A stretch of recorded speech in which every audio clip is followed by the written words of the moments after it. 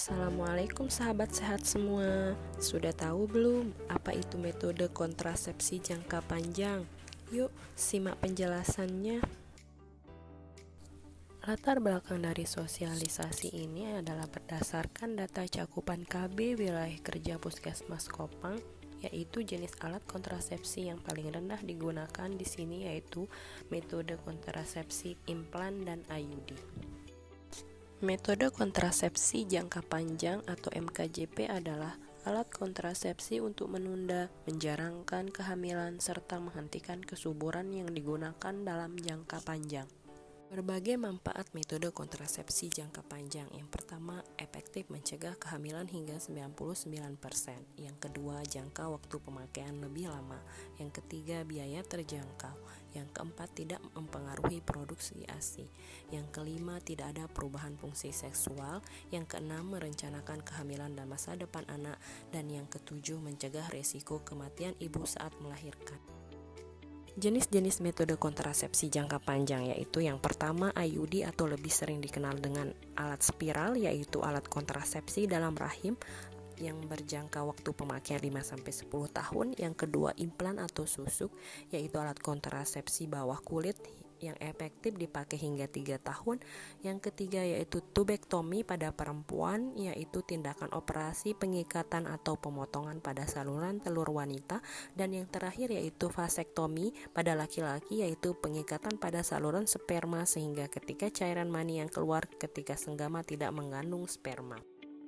Alat kontrasepsi dalam rahim atau IUD adalah perangkat kontrasepsi berukuran kecil dengan lengan tembaga dan benang sering berbentuk T yang dimasukkan ke dalam rahim. Kemungkinan efek samping dari IUD yang pertama terjadi kram dan terdapat flek selama beberapa hari atau minggu setelah pemasangan. Yang kedua haid lebih lama dan lebih banyak. Yang ketiga bercak atau flek di antara masa haid. Yang keempat terjadi kram atau nyeri selama haid.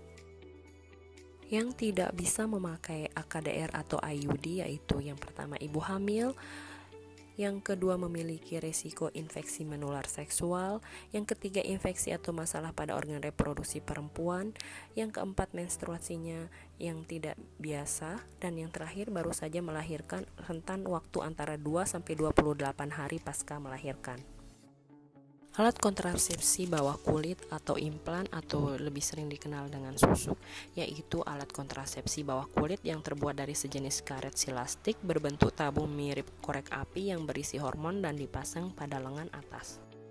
Kemungkinan efek samping dari KB implan yaitu yang pertama bercak atau haid ringan, yang kedua haid tidak teratur, dan yang ketiga tidak ada haid, ini biasanya jarang. Yang tidak bisa memakai AKBK atau implan, yang pertama kemungkinan hamil, yang kedua menyusui kurang dari 6 minggu, yang ketiga memiliki gangguan kesehatan yang serius seperti pernah terkena kanker payudara, penyakit hati maupun sakit kuning, minum obat TBC, infeksi jamur, minum obat anti kejang. Yang keempat perdarahan melalui vagina yang tidak diketahui penyebabnya. Kontrasepsi mantap wanita atau MOW adalah tindakan operasi pengikatan atau pemotongan pada saluran telur. Digunakan untuk pasangan yang tidak ingin memiliki anak lagi, efektif untuk mencegah kanker ovarium, rahim tidak diangkat sehingga ibu masih bisa mendapatkan haid, metode yang tidak mudah dikembalikan ke semula, sangat efektif, aman bagi hampir semua ibu, tidak ada efek samping jangka panjang, tidak melindungi terhadap HIV atau IMS, infeksi menular seksual.